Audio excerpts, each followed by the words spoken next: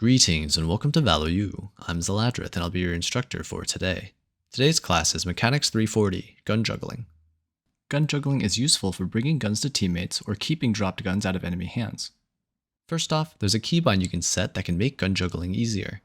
Binding primary weapon switch and drop weapon to the same extra secondary key makes spamming that key alternate between drawing and throwing your weapon.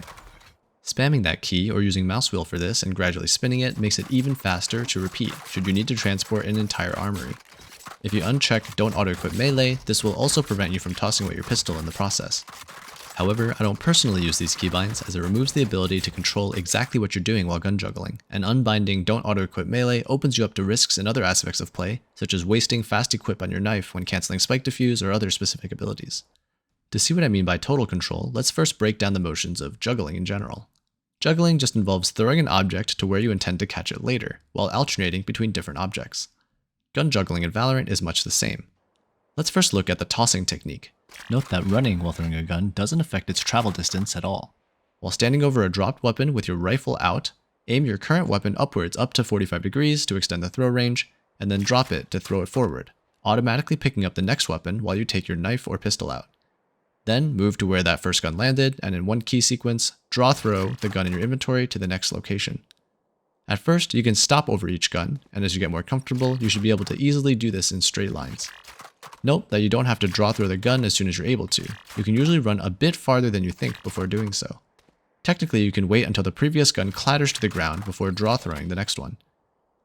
Once you're comfortable with straight lines, you can try practicing throwing guns to turn corners by throwing to a destination and then moving to it repeatedly. As the motion and key presses become more familiar, you'll be able to do this without slowing your run at all. If you only want to move a little bit at a time and be more ready with your rifle for a fight, you can also draw instead. Run over a gun with your gun out and draw your current gun to minimize the time that you have your knife or pistol out. If the area you're traveling through is completely safe, then you can speed up your movement by augmenting your key sequence. With your knife out standing over a gun, you can throw knife. This allows you to move at knife speed most of the time.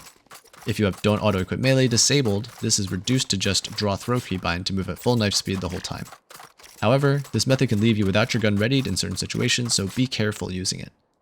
In summary, I presented 3 key sequences that you can use to gun juggle: the basic draw to keep your rifle out more often, and throw knife to maximize movement speed.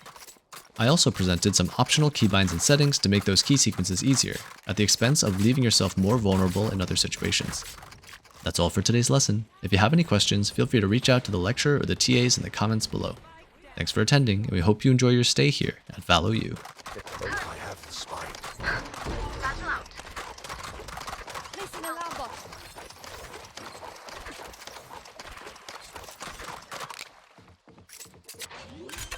Yeah, I think this shit. Yes. Planted.